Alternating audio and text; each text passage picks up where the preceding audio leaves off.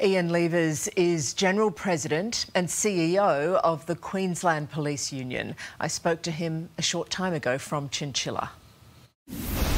Ian, we're all carrying around heavy hearts today. You and your members, all the officers who keep us safe, must be absolutely shattered. We are gutted that such a horrendous act has cut short two lives of two people, Matthew and Rachel, who will never get to have another birthday. They will never get to have a family or celebrate Christmas again, and their lives were cut way too short. Constable Rachel McCrow and Constable Matthew Arnold, we will remember their names, but I'd imagine that that's really such a small comfort to their mums and dads, all their loved ones. It's no comfort whatsoever. Look, we will ensure they are never forgotten. And although their names will be etched on the memorial in Brisbane and in the national capital as well, that is something that their families and their parents, they will never forget and they will never get over. And we need to continue to support them, but we can honour their memory forever and a day, and they shall never be forgotten.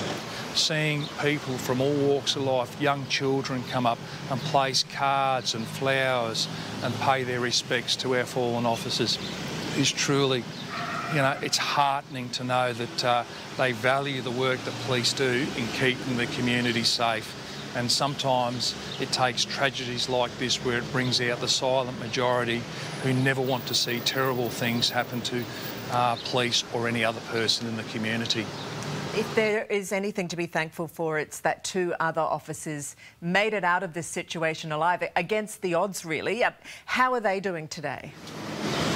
Look, they're doing it really tough. The male police officer, Randall, he's still in hospital. Keely has been released, but this is only a start of a journey. It's going to be a long road for both of them. They will live with this forever and a day, seeing their colleagues executed, and they were fighting for their own lives. And it is a miracle that there was not, those Randall and Keely were not murdered as well. But also when we look at it too, the 16 general duties police who went in to retrieve Matt and Rachel, they were being fired at continuously through the entirety of the time, and they pulled their colleagues into a place. They were hoping they could render first aid and save their lives, but that was not to be. There are so many people.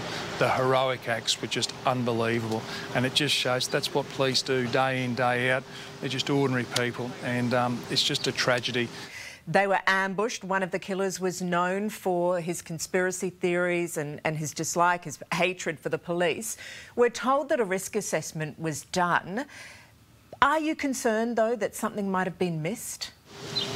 No, and from having been there myself and investigated many missing person reports or inquiries over the years, with the risk assessment done by the police and the intelligence available to them, I would have done exactly the same thing. This was a business as usual job that they were actually doing. It was actually routine.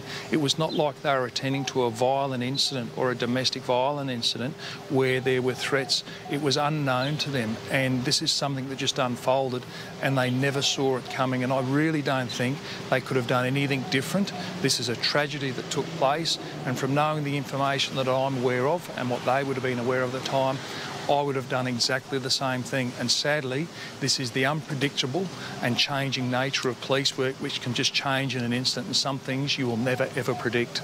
It is a reminder, isn't it? A very chilling reminder about what officers go through and what their families go through, worrying that something like this could happen at any moment. Absolutely. Every time a police officer leaves to go to work each and every day, the families hope that their loved ones will come back, and the families really suffer in silence. As police, we understand our role, but our families continue to suffer. And what has happened today has really broken the hearts of many people. And what it does also remind us of, and I've been contacted today by other widows who lost their partners many, many years ago, and as a result of this incident, it brings back the memories, and it is raw today as it was to 30 to 40 years ago when their partners were killed.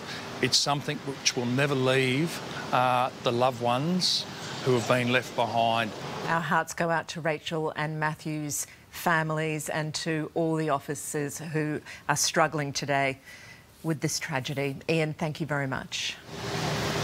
Thank you so much, and thank you for your support and the support of Australians and everyone. It means a great deal to police in Queensland and right across the country.